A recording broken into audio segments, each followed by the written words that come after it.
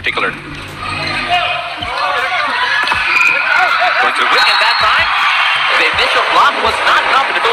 Magandang araw, ating pag-usapan ang magiging laban ngayon ng Alas Pilipinas Men sa Sea Volleyball League kung saan makakatapat nila ang napakalakas din na team na Indonesia.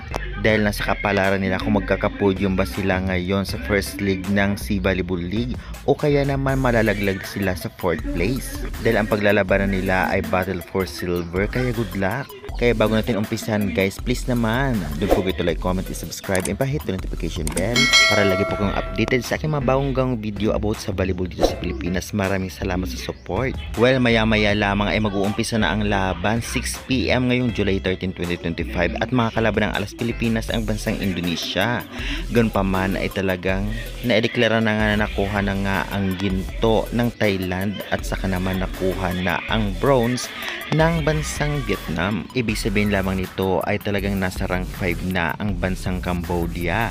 At kung sino ang mananalo sa battle na ito sa Indonesia versus Alas ay siyang mapagmamay-ari na ng silver sa first leg nga ng Sea Volleyball League 2025. Kaya dapat pag-usayan nitong Alas Pilipinas para makuha at magka-podium sila ngayon at mataas na rank na silver, kaya dapat talunan nila ang bansang Indonesia. At kung ating titignan, talagang malakas ngayon ang Indonesia at talagang dapat paghirapan o galingan ng Alas Pilipinas at iwas error para magka-chance silang manalo kontra dito. Alam naman nating lahat na noon pa kahit may bagunas as espeho ay nahihirapan pa rin ang Alas na matalo ang Indonesia, kaya dapat galingan nila ngayon, lalong lalo pa mga veterans player talaga at mga galing opensa man, defense at blockings ang Indonesia.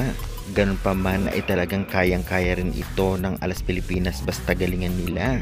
At base sa nahalata ko, base sa performance nila ng nakaraan, ay malaki din ang laban ng Alas kung iwas error lamang sila at pasiguro lamang sa mga serve.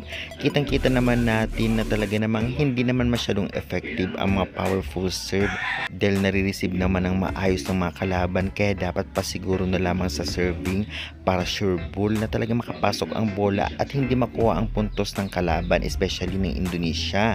Alam naman natin lahat magiging gitgitan naman ang laban na ito at sana may laro ang lahat ng players. At syempre dapat gumana ang blockings para mahirapan ang Indonesia na talagang makapalusot ng bola laban sa Alas. Kaya suportahan na lang po natin ang Alas at syempre magdasal para manalo sila. Kaya guys, sa tingin nyo, kaya nila ang bansang Indonesia?